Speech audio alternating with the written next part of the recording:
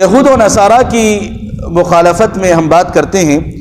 ایک بات یہ ہے کہ آپ اگر کسی دوسرے مسلمان کو جو نمازوں کا پابند نہیں ہے، شریعت کا پابند نہیں ہے، اگر آپ اسے جا کر کہتے ہیں بھائی چلو نماز کی پابندی کر لیجئے، بھائی ادھر آؤ نماز کو آؤ نا، کبھی آپ بلاتے ہیں تو کہتا ہے بھائی اللہ تعالیٰ میرے دل کو ہدایت نہیں دیا، اللہ تعالیٰ میرے کو ہدایت نہیں دیا بھائی، اس لیے میں نماز نہیں پڑھ رہا ہوں، اس لیے میں نماز نہیں پڑھ رہا ہوں، نماز نہیں پڑھ رہا ہوں، اللہ تعالیٰ مجھے ہدایت نہیں دیا. یہ کہنا یہودی کی طرح ہے، یہ کہنا ہی یہودی کی علامت ہے.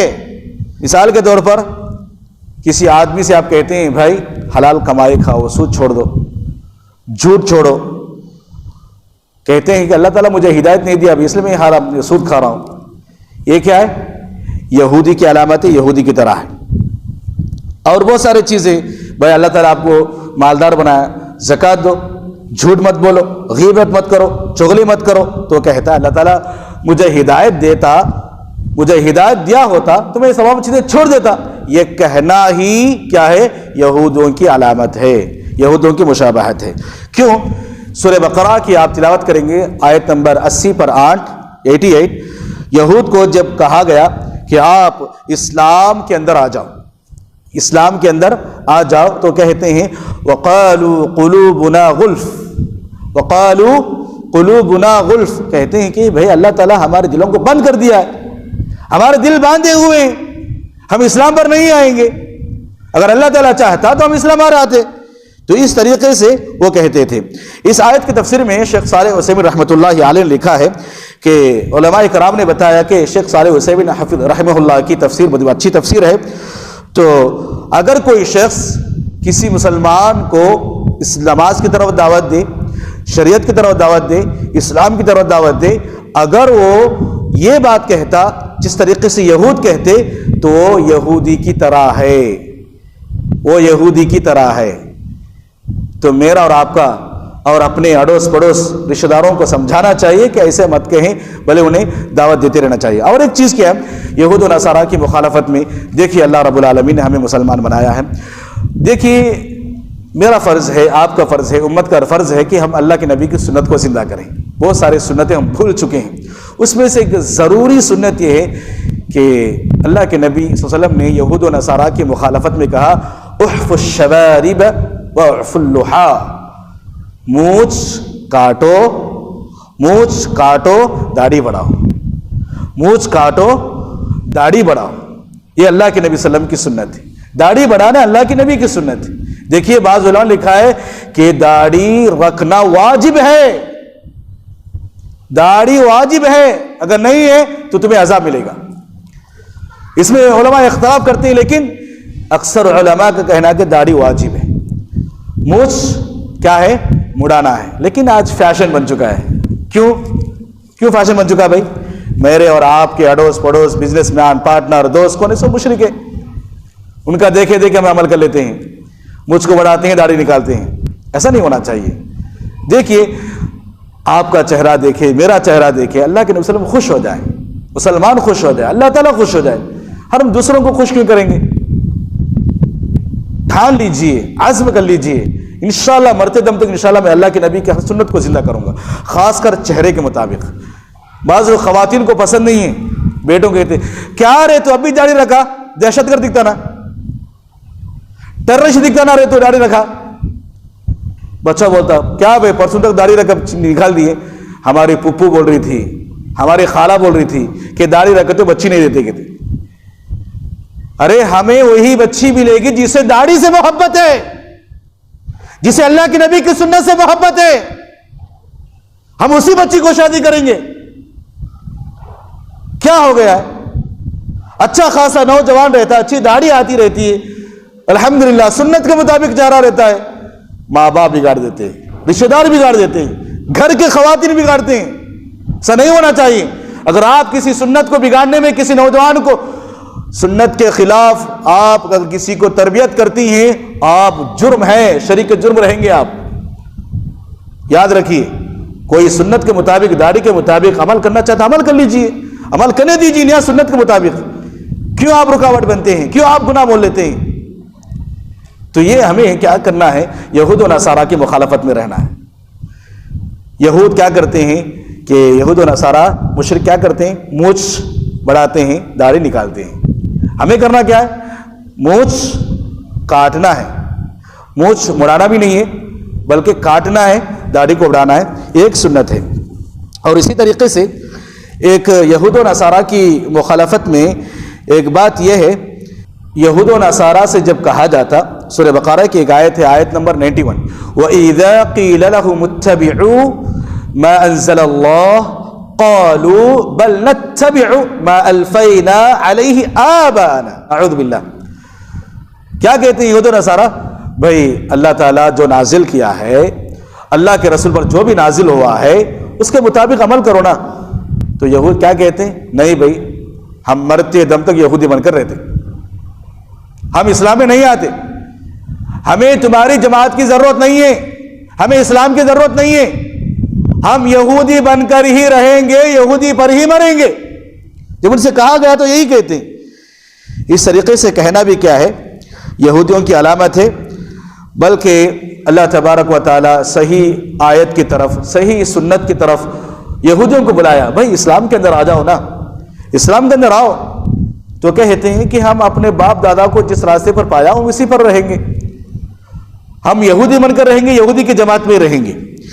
دیکھیں اس آیت کی تفسیر کرتے ہوئے شیخ صالح عثیمین رحمۃ اللہ علیہ لکھتے ہیں، اگر کوئی آدمی کسی جماعت کے پاس جائے، کسی جماعت کے پاس جائے، جا کر کہتا ہے کہ انہیں صحیح سنت کے مطابق دعوت دے، صحیح سنت کی دعوت دے، صحیح احادیث کی طرف بلائے، قرآن و حدیث کا صحیح راستہ دکھائے۔ اگر آدمی یہ کہتا ہے کہ بھئی تم قرآن و سنت کے مطابق بات بتائیں، صحیح سنت طریقہ آپ بول رہے ہیں، لیکن ہماری جماعت میں نہیں ہے نا، ہماری جماعت کے اندر ایسے باتیں نہیں ہے نا، ہمارے امام نہیں ہے نا، ہمارے پاس ایسا نہیں ہے نا، یہ ایسا کہنا بھی یہودیوں کی علامت ہے۔ جب آپ کے پاس صحیح بات پہنچ جائے، صحیح سنت کا طریقہ پہنچ جائے، صحیح باتیں آ جائے، ایکسپٹ کرنا چاہیے، قبول کرنا چاہیے۔ اگر قبول نہیں کرتے ہیں، آپ کے اندر فخر ہے، آپ کے اندر کیا ہے؟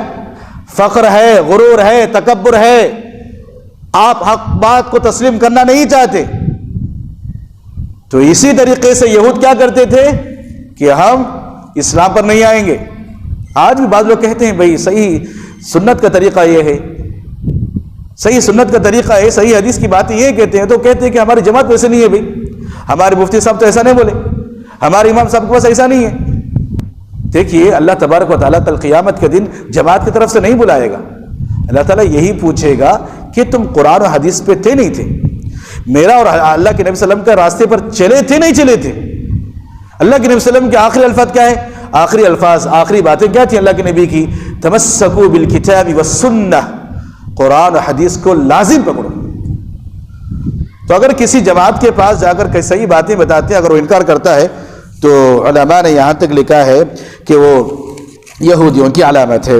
اور اسی طریقے سے یہود و نصارہ کی مخالفت میں ایک بات یہ ہے، بخیلی کرنا، کنجوسی کرنا، بخیلی کرنا یہودیوں کی صفت ہے، یہودیوں کی صفت ہے، یہودیوں کی علامت ہے۔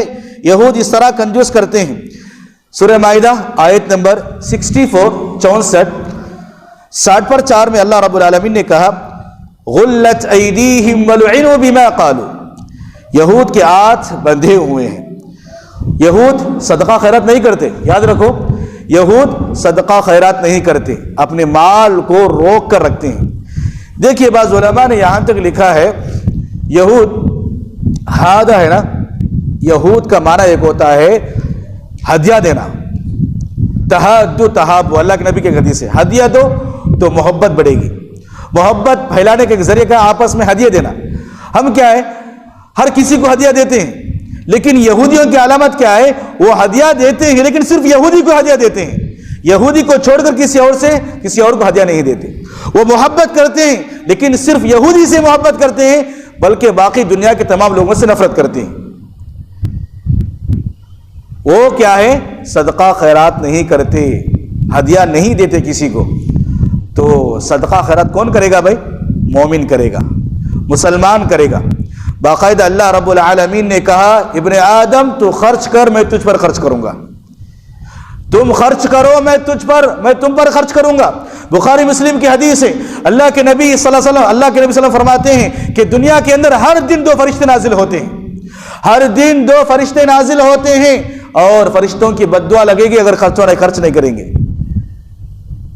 فرشتے کیا کرتے ہیں؟ اللہ جو تیرے راہ میں خرچ کرتا ہے اس کے مال میں اضافہ فرما، اس کے مال میں اضافہ فرما، اگر جو تیرے راہ سے میں خرچ نہیں کرتا اس کے مال کو برباد کر دے۔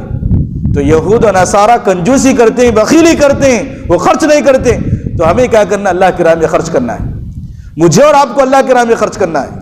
دیکھیے سب سے بہترین صدقہ کیا ہے؟ آپ غریب ہیں، میں غریب ہوں، غریب ہونے کے باوجود بھی مال اور دولت کا مستحق میں ہوں، لیکن ایسی حالت میں بھی اگر اللہ کے راہ میں خرچ کرتے ہیں سب سے افضل صدقہ ہے، سب سے افضل صدقہ ہے۔ صحیح حدیث ہے، ہمارے نبی صلی اللہ علیہ وسلم نے فرمایا افضل الصدقہ جہد المقل، افضل الصدقہ جہد المقل، مال نہ ہونے کے باوجود بھی اگر خرچ کرتے ہیں تو سب سے اچھا ہے۔ اور اسی طریقے سے ابو ذر غفاری رضی اللہ عنہ فرماتے ہیں کہ اگر کسی کے پاس حد سے زیادہ مال ہو جائے، کسی کے پاس ضرورت سے زیادہ، حاجت سے زیادہ مال ہو، اگر وہ خرچ نہیں کرتا تو کیا ہے؟ بیکار ہے۔ ضرورت سے زیادہ، حاجت سے زیادہ مال ہے تو خرچ کرنا واجب ہے، صدقہ کرنا ضروری ہے۔ اور اسی طریقے سے یہود و نصارہ کی مخالفت میں نیو ایئر منانا، نیو ایئر، دیکھیے ایک بات، ویلنٹائنس ڈے ہو، نیو ایئر ہو، مولوی صاحب ہم لوگ نہیں مناتے جی، ہم لوگ گھر میں خاموش بیٹھ کے رہتے، ہم لوگ خاموش رہتے گھر میں، کیا بھی نہیں کرتے، ہم لوگ نہیں مناتے۔ واٹس ایپ میں، فیس بک میں اگر کوئی میسج آئے، امیج آئے، لائک کرتے، کسی امیج کو دیکھ لیا، کسی یوٹیوب کے اندر بھی اگر آپ ویلنٹائنس ڈے کے مطابق اگر کوئی یوٹیوب آپ نے کلک کیا، دیکھ لیا، تو آپ اس کو پسند کرتے ہیں، اس کو کیا کرتے ہیں؟ پسند کرتے ہیں۔ ہم نہیں مناتے لیکن کیا کرتے؟ لائک کرتے، شیئر کرتے، کامنٹ کرتے۔ یہ کرنا بھی کیا ہے؟ ناجائز ہے، یہ بدعات ہے، یہ خرافات ہیں، حرام ہے۔ کیوں؟ اللہ تعالیٰ نے کیا کہا؟ وَلَا تَعَاوَنُوا عَلَى الْإِثْمِ وَالْعُدْوَانِ، گناہ کے کام میں کسی اور کی مدد نہ کرو، گناہ ہے۔ اگر آپ لائک بھی کرتے ہیں، شیئر بھی کرتے ہیں، کمنٹ بھی کرتے ہیں، وش بھی کرتے ہیں، تو آپ کے دل کے اندر کیا ایک قسم کی محبت ہے نیو ایئر ویلنٹائنس ڈے کے مطابق۔ تو یہ سب کیا ہے؟ ناجائز، اس طریقے سے کرنا نہیں ہے، یہ یہود و نصارہ کی مشابہت ہے، ان سے بچنا چاہیے۔ بلکہ ایک شریعت کا ایک قاعدہ ہے، ایک اصول کیا ہے؟ لا يجوز الرضا بالمعائب الدینیہ، لا يجوز الرضا بالمعائب الدینیہ۔ کیا ہے؟ اگر آپ ویلنٹائنس ڈے کے مطابق کوئی ویڈیو دیکھ لیا یوٹیوب کے اندر، خوش ہے، تو آپ کیا ہے؟ تو اس پر آپ کو گناہ لکھا جائے گا۔ بدعات کو دیکھ کر خوش ہونا بھی گناہ ہے۔ کوئی بدعات کا کام کر رہا ہے، آپ خوش ہو رہے ہیں، کوئی گناہ کا کام کر رہا ہے، آپ خوش ہو رہے ہیں، جو شریعت کے مخالف کام کر رہا ہے خوش ہو رہے ہیں، یہ بھی کیا ہے؟ یہ یہود و نصارہ کی مشابہت ہے۔ اور اسی طریقے سے آخری چیز کیا ہے؟ یہود و نصارہ کی مشابہت میں، مخالفت میں ہمیں ایک کام کرنا ہے، دنیا کی حرص دل سے نکالنا ہے۔ کیا کرنا ہے؟ دنیا کی حرص، ہوس، لالچ، یہ تمام کی چیزیں کیا ہے؟ یہودیوں کی مشابہت ہے۔ کیا کرتا ہے دنیا؟ یہود کیا کرتا ہے؟ دنیا، بس مجھے دنیا چاہیے، مجھے دنیا چاہیے، دنیا دنیا دنیا۔ بلکہ اللہ رب العالمین نے قرآن مجید کے اندر فرمایا وَلَتَجِدَنَّهُمْ أَحْرَصَ النَّاسِ عَلَى حَيَاءٍ، وَلَتَجِدَنَّهُمْ أَحْرَصَ النَّاسِ عَلَى حَيَاءٍ، دنیا کے سب سے زیادہ چہیتے یہودی ہے، دنیا کے سب سے زیادہ چاہنے والے، پسند کرنے والے۔ بلکہ اللہ رب العالمین نے کہا وَلَوْ يُعَمَّرُ أَلْفَ سَنَةٍ، وَلَوْ يُعَمَّرُ أَلْفَ سَنَةٍ، ہر یہود یہ چاہتا ہے کہ وہ 1000 سال جیے، 1000 سال جیے۔ یہ یہودی کی علامت ہے، دنیا میں جینا ہے، 1000 سال جیے بھی کمی ہے، یہودی کی علامت ہے۔ ایک مومن مسلمان کی علامت کیا ہونا ہے؟ اللہ رب العالمین سے ملاقات کی خواہش ہونا ہے، اللہ رب العالمین کی ملاقات کی خواہش رکھنا ہے۔ یہود کیا کرتا ہے؟ اس کے مخالفت کرتا ہے، وہ 1000 سال جینا چاہتا ہے، دنیا کمانا چاہتا ہے۔ دیکھیے اللہ رب العالمین نے قرآن مجید کے اندر فرمایا وَمِنْهُمْ مَنْ يَقُولُ رَبَّنَا آتِنَا فِي الدُّنْيَا وَمَا لَهُ فِي الْآخِرَةِ مِنْ خَلَاقٍ۔ ایک بات یاد رکھیے، اگر کوئی آدمی اللہ سے صرف دنیا مانگتا ہے، صرف دنیا، وَمَا لَهُ فِي الْآخِرَةِ مِنْ خَلَاقٍ، ایسے آدمی کے لیے آخرت میں کوئی حصہ نہیں ہے۔ صرف دنیا مانگنے کے لیے آخرت میں کوئی حصہ نہیں۔ اس لیے اللہ تعالیٰ نے فوراً ایک دعا سکھائی، کیا؟ ربنا آتنا فی الدنیا حسنہ وفی الآخرۃ حسنہ وقنا عذاب النار۔ دنیا کی بھلائی بھی چاہیے، آخرت کی بھلائی چاہیے۔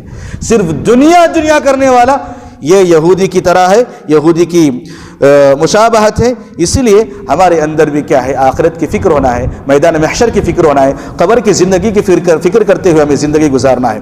میں نے آپ کو بتایا کہ اللہ کے نبی صلی اللہ علیہ وسلم نے کہا خالف الیہود والنصارى، یہود و نصارہ کی اگینسٹ میں، مخالفت میں مجھے اور آپ کو، بچوں کو، اپنے خاندان قبیلے والوں کو زندگی گزارنا ہے۔ اگر ان کی مشابہت کریں گے تو ہم کیا ہے، بہت سارے گناہوں میں پڑ جائیں گے۔